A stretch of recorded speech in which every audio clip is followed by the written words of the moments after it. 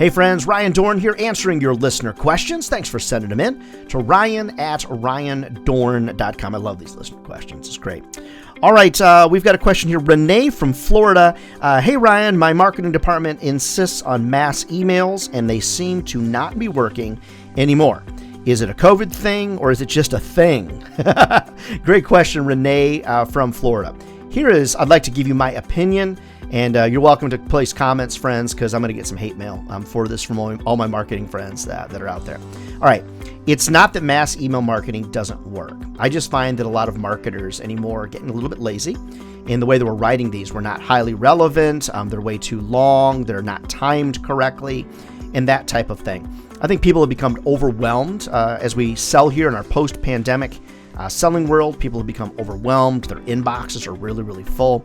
So I do like mass emails. I just feel like they need to be highly relevant, highly focused, really, really targeted. Like, for example, if you're sending out a mass email to people in various time zones, rather than just have it send at one specific time, have it hit in the time zone at a time where you're going to get the best open rate. Like, for example, let's just say every time I send out an email, which does happen, I get a good response at 2:15 p.m. Well, why not use my email service provider, if you're using one that does this, to time zone separate this out?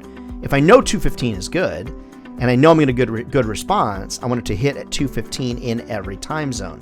And if your email service provider can't do that, then maybe you need a new email service provider.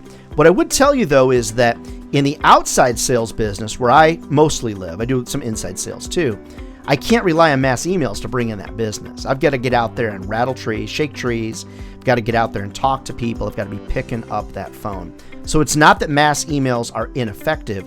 I have just found that we might need to tweak on those and think about them a little bit, maybe change up when they're sent, how they're sent, who's sending them, who they're coming from. So if they're dropping in effectiveness below like 17%, which is moderately standard for sales emails, just rethink it. And I'm not hating on my marketing friends out there. I'm just asking us all to kind of rethink this, recalibrate, and reset as we look to be selling here in a post-pandemic sales world. So Renee from Florida, thanks so much for your questions. Send in to ryan@ryandohrn.com. Hey friends, love to speak at your upcoming sales conference, train your teams virtually. Head over to ryandohrn.com.